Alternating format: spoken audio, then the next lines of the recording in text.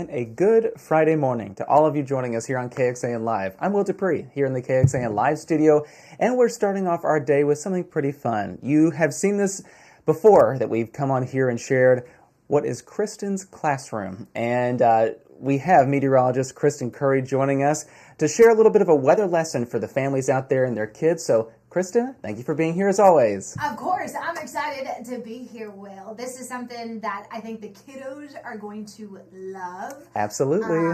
And let me be clear, we're making tornadoes. We are not forecasting tornadoes. No tornadoes expected for your Friday forecast or at all in the future for this week. It's all about the fun and kind of the science experiment today.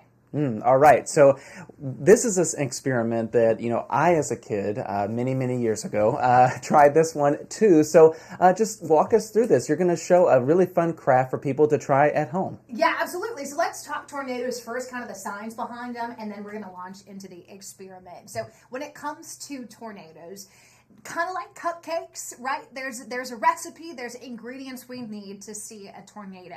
You need a little bit of warm air. You need some cool air. You also need some moisture, right? And you also need winds changing with height. Why is that important? Because you want winds at one level of the atmosphere coming at a different direction so you get a little bit of spin, right? Just like a tornado is really fast wind moving in a circle, moving and spinning, we want that thunderstorm to have a little bit of spin within it if we want a tornado, right? And again, these are just pretend tornadoes. These aren't actual tornadoes we're talking about. But as far as the types go, there's a few different types of tornadoes that we can see. Supercells are the one that everybody thinks of, right? Those are the ones that typically happen here in Central Texas too, where my mesocyclone within my thunderstorm. So the part of the thunderstorm that's spinning inside, that rotating updraft reaches down to the ground, that produces a tornado. We can sometimes see land spouts, right? The condensation funnel, those are a little bit more on the weaker side.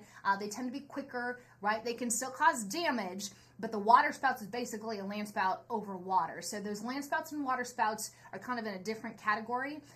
The supercell tornadoes, those are the ones we really have to watch because those can produce the ones that we so often see not only here in Texas, but across the Central Plains and even into the Mississippi Valley. Different types of tornadoes, the rope tornadoes, right? The little skinny ones. You've seen those before.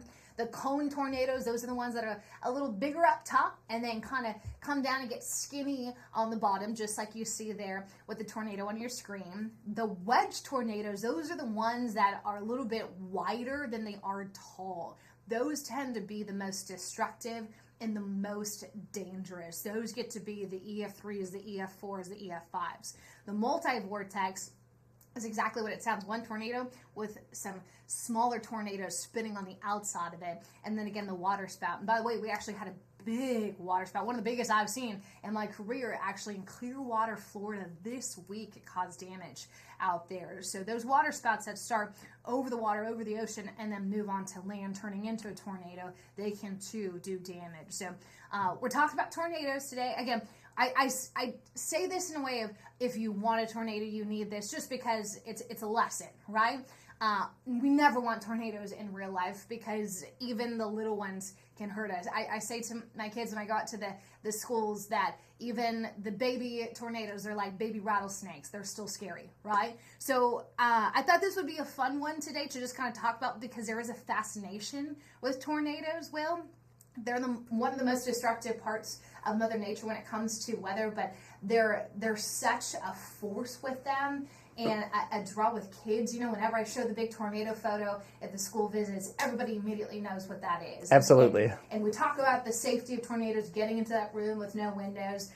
But I thought this one would be a good one to do in today's classroom because, what isn't fascinating about tornado, right? It's this spinning column of air rotating at 100, 200 miles per hour with the winds within that tornado. So it's really cool from a science perspective, but obviously very dangerous. And we appreciate you walking us through what is a tornado, what kinds that there are that can be that people can see out there, hopefully not too closely. But you, in addition, made an experiment, a little craft that people can try at home, right? You ready? I am ready. Okay, so this is my tornado in a bottle here. So I will tell you, this is super simple to do. You probably already have most of these supplies lying around your home. 2-liter bottles, completely empty. I took off the wrapper so you could see. This little connector here, I put this on Amazon for like $3. You could also use duct tape. You just want to make sure you seal both of these bottles, these empty 2-liter bottles together, and you fill it halfway with about water, and then I put 2 to about 2.5 drops of food coloring in the bottom, just so you could see the tornado better. You don't have to do that, but I think it kind of adds a little bit of a dramatic effect, and it could be any color, obviously.